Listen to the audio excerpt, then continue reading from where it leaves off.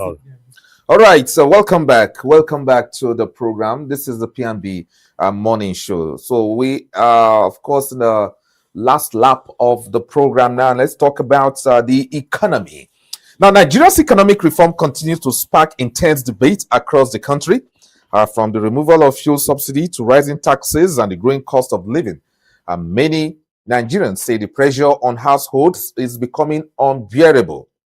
Recently, a former president of the Christian Association of Nigeria, Samson Ayokunle, openly criticized the economic direction of the administration of Bola Ahmed Tinubu, arguing that the policies meant to stabilize the economy are instead pushing many citizens deeper into the hardship. But the government maintains that these reforms are necessary. They are necessary steps to rescue and restructure Nigeria's struggling economy for long-term stability and growth. So the big question remains, are these painful reforms a necessary sacrifice for the future? Or are ordinary Nigerians paying too high a price today? That's our conversation this morning. Hardship or necessary reform, evaluating Ayokunle's criticism of Tinubu's policies. Still with me in the studio is, of course, Ibrahim Shaibu, in-house analyst and co-host.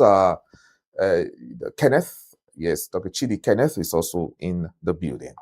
So, gentlemen, this is a former CAN president criticizing the current administration that rising taxes, that generally the economic reform of President Bola Ahmed Tinubu has increased Nigeria, the poverty situation of Nigerians. And coincidentally, a report came out yesterday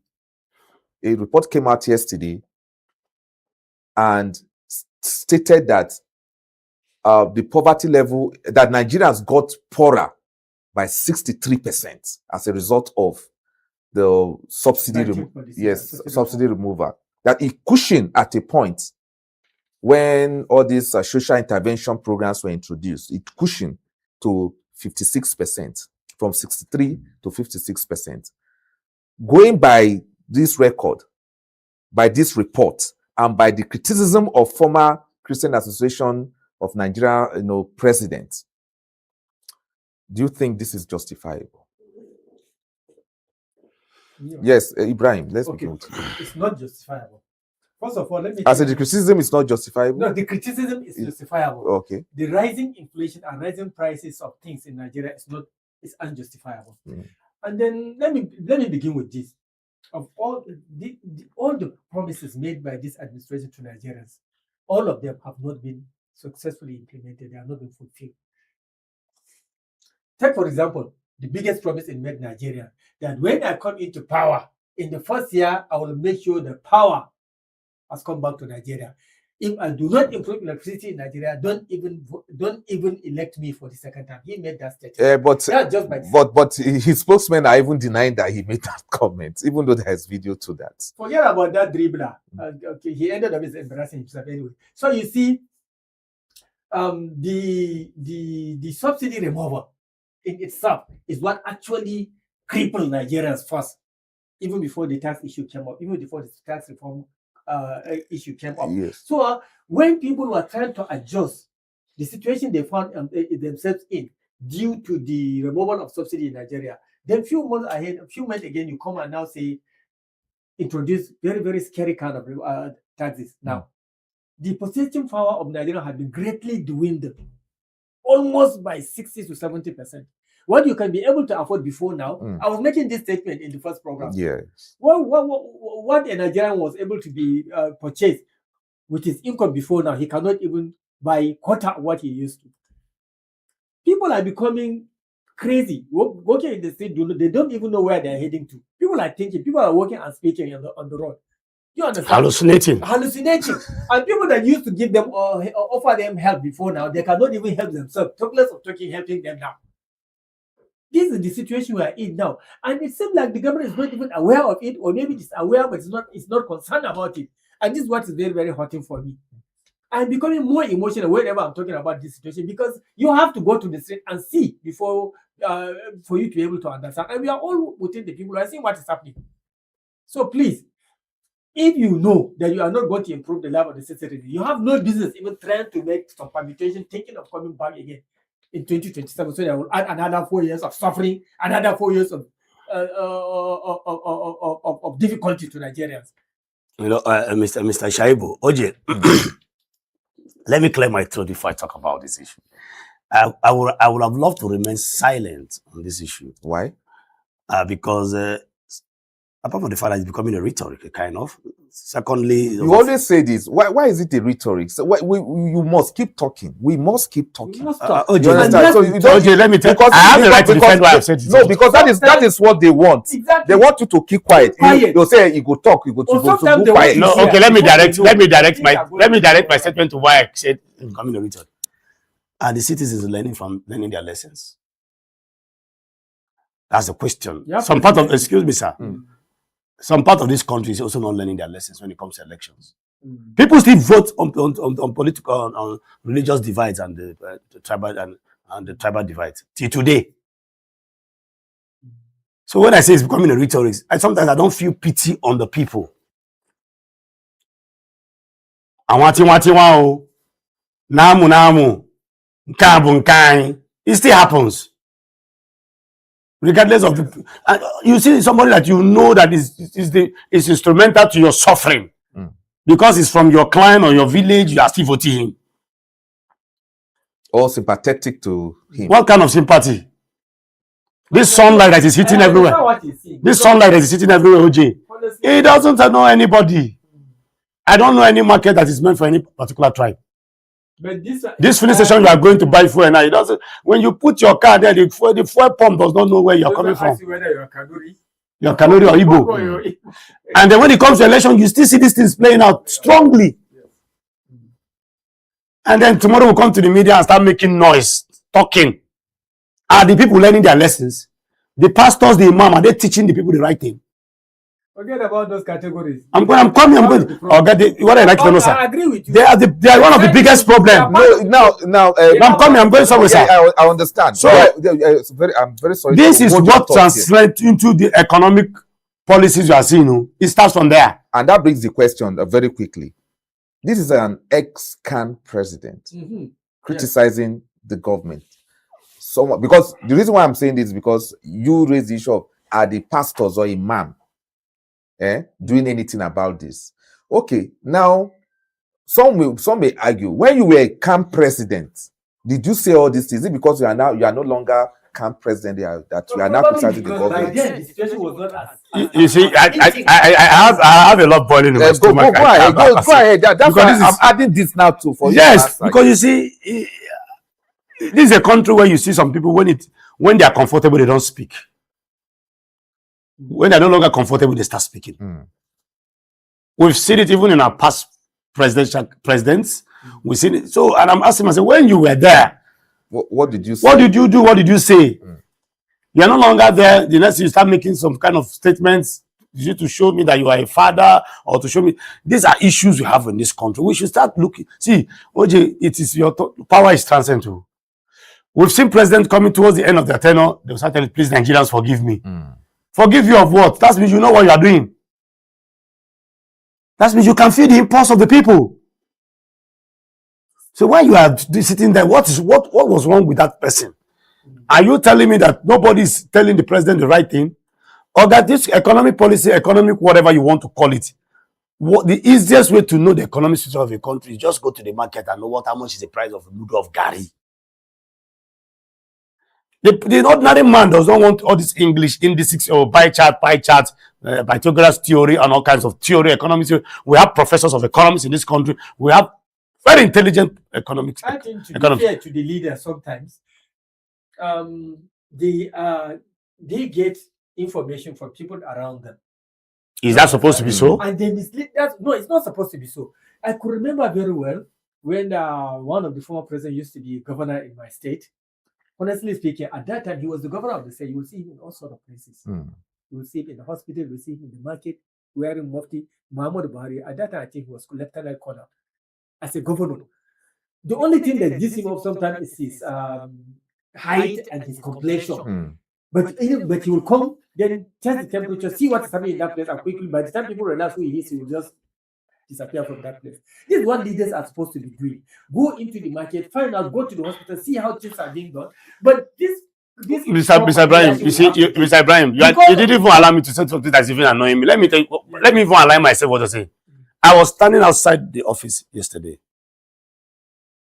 In less than 1 hour, I saw different convoys passing. Everybody's blowing siren.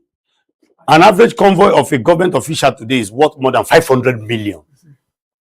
An average convoy, allegedly, of a palm sec. I'm not talking of a minister. How much more governor? Do you know how many we have in this country? Then talk of senators, house of. Just check out the SUVs. Do you know how much those SUVs cost?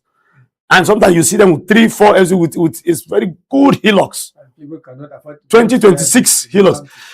If you check the convoy of 4 vehicles and just do rough estimate of those cars, some of them are running to 1 billion. And in their consistency, they don't have good problem. One person. The cost of fueling those cars because of maintaining those security details. And some of these people don't have primary schools in their villages, in their constituency. No good water, no good electricity. And let's start from there, the cost of governance. And then you come out to tell me, oh, you come and start telling, see, our leaders should come out and help us. So now, can we now say that maybe these multiple taxes and could be responsible for the hardship that Nigerians are still facing? It is, OJ. Or is it that subsidy removal? Two of them. OJ, I think subsidy removal is. I think the former CAN president mentioned the two of them. Yes, mention the two of them. Both of them are. Then the third one is government inability to understand, to perceive the suffering of these people. You understand? If maybe they put some cushioning mechanism to at least cater for at least help the ordinary Nigerian reduce the pains. But they are not doing it. They are not even doing that. Okay, what is the problem? They pretend as if they do not know what is happening. What is the problem of the common man? Okay, you came into power without even taking a seat. You made a very strong policy statement. The subsidy is gone. Exactly. He didn't even enter office. Without understanding what is going on. At least sitting to understand, well, is it timely? And then since then, we don't know what's going on now. Now, the realities are setting. We're seeing it. Everybody's feeling it. What do we do? And nobody's coming to tell us, okay, just like I said, borrowing money is not bad. Removing subsidy may not be bad, as it were. But when it cannot translate to the, to the well-being of the common man on the street. All over the world, countries subsidize the prices of commodities for their citizens. This is one of the important functions of governance. There was a country that bread was increased, and they took to the streets. Yes, Tunisia. Yes, Tunisia, right? All these policies. I think I even heard of Lebanon. Supported by the bread institutions. I'm telling you, these are conditions they give countries in order for the countries to keep borrowing from them, and they give very difficult conditions so they will become perpetually enslaved to the Western nations. But back to what institutions are evil. But back to what I'm saying, we are the government truly. So, OJ, let me tell you, I was part and parcel of this last election. So I can speak. Nigerians, I saw people who are educated, exposed, after they gave them money, they started singing the praise of the candidate. Somebody came to the ballot where they were voting and was openly campaigning for a particular candidate because they gave him money. Excuse me. And that same person is enlightened. He went to school. Don't blame them. Somebody told me to my face that I beg, now our town be this. So our brother must come back. I beg, we're gonna go in a place. Go contest for election. I'm telling you what is going on now. That this is indigenous. Now we go win. Now our town be this. That the only thing we will get to take the chop. Be this. Make we go in a place. You didn't see an open campaign. Somebody was saying that in Abuja. Okay, now, gentlemen. So and you see all these things are happening, and the next thing will come. In fact, they are engaging us. It's like they're engaging us to just come and talk. Listen up. Oh, now, let's move on. So as we still continue the discussion now, The reports I mentioned earlier that about 63% of Nigerians now fell below the poverty line after the removal of petrol subsidy, according to a new study that examined the welfare impact of the country's recent economic reform. Now, the research presented at a stakeholders dialogue organized by the Agura Policy in Abuja yesterday, Thursday, showed that the national poverty headcount rose sharply from a baseline of about 49.8% to roughly 63% following the subsidy removal before moderating slightly after the introduction of social protection measures. Now, this is it. 49.8%, that's almost 50%. So the poverty line was like maybe 50-50. We have maybe some people who are the middle class, low income. We have the low income, right? Mid, and then the bourgeoisies. That was the Buhari era. Even though people were still complaining then that Buhari economic policies is this, but you know that you can still place yourself somewhere. Maybe if you are earning it, if you are working and earning a certain amount of money, you still survive. You still survive then. But the moment this administration or the president said subsidy is gone, according to this report, that some of his advisors are even part of the discussion yesterday. They were in the meeting yesterday, and they said now the poverty line now rose to 63% as a result of that comment, but slightly. No, because of one intervention or the other, it now dropped to 56, slightly. Now, the question I want to ask gentlemen is this. Don't you think that this administration should even try and say, okay, we should do something to even go back to that 49.8 or 50%? Which they are not doing. Which they are not doing. This sharp increase from 49 to 63. Yes. Probably, not even properly, it's as a result of so many SMEs, small and medium scale industries have already collapsed. They have already collapsed because they can no longer cope up with paying the wage bill, then paying diesel because this electricity price is still not stable. And multiple taxes. And then coupled with the multiple taxes, they cannot cope up. Then some other organizations, they are performing at even 50% of their initial performance because they have laid off a lot of their staff. You understand? And then their business capacity has been drastically reduced as a result of that multiple taxation.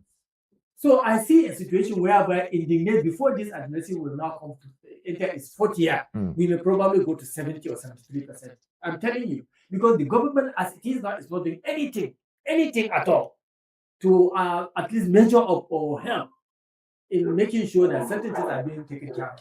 There's not any meaning. Sometimes they even pretend not to know what is happening. I think this is the first meeting I saw them even try to discuss what the economy is about.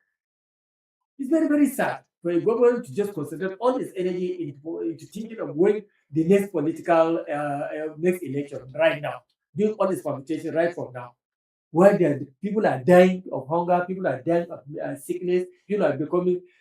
See, if you can Google it, go and find out the result of the current mental illness that is happening among Nigerians today. The mental state of some Nigerians. I'm telling you, as a result of all this difficulty in life, you got many people are unable to see. Beauty frustration is increasing today. You will see brilliant girls that are having MSc, BSc, MSc, or they are currently as undergraduate, and all over the city doing prostitution. Can you imagine that? Just you may know the guy because we work together somewhere. You and her and him. He said 2 days ago he had a baby cry around 2 a.m. And they were hearing him and they were hearing a baby cry. So he came out of his room, go by the gate, and then he had that baby was placed in the cradle in front of his gate. Then the wife said, "We shouldn't come out." Somebody in a black cloth will come and just hit the baby will begin to cry. Do you know what is happening? They are thieves. They are robbers. Trying to lure. Exactly. Once you come out to pick that baby, you will just be surrounded by robbers. Young boys, young youth are doing these things now in Kaduna. Can you imagine that? What causes? Where did they even get the baby from? I don't know. Maybe they collaborate with people. Maybe collaboration. They collaborate. They come with different. They give them their share. They come together. No woman can give you her baby to come and follow. Start doing all so that is another trick of survival. They saw that there was a car. When they didn't pay attention, they quickly picked the baby and then opened the car and then left. What causes all these things? High level of poverty. You don't know what to do. You understand? So they are now coming up with different ideas for not just ideas, criminal ideas. Here in Abuja, we don't want chance. Sometimes it's not even sometimes. This is just the truth. Government is responsible for making the Nigerians criminals. That's just the statement. Because you cannot say, if you know that you cannot be able to take care of this, why in the first place would you seek to find political office, to seek for a political office? So and the money is not the problem. The money is not the problem. I think that boils down to what I was trying to tell you before I said it. You see, that's why I said at the show that I didn't really want to talk about this issue because OJ, I have come to realize, just like the way it is in money, that money itself does not have meaning. It is the person who is holding it that gives it the interpretation. The same thing with power. Power is not the office. Power is the individual. It's who you are. It's who you are. That's true. I have come to see. Check the presidents of Nigeria from the 1990 date. None of them have the resemblance of style of leadership. Exactly. The character of the person. The character of the person defines the character of the administration. Defines the direction. Whatever you are seeing in this administration is the character of the person. That is it.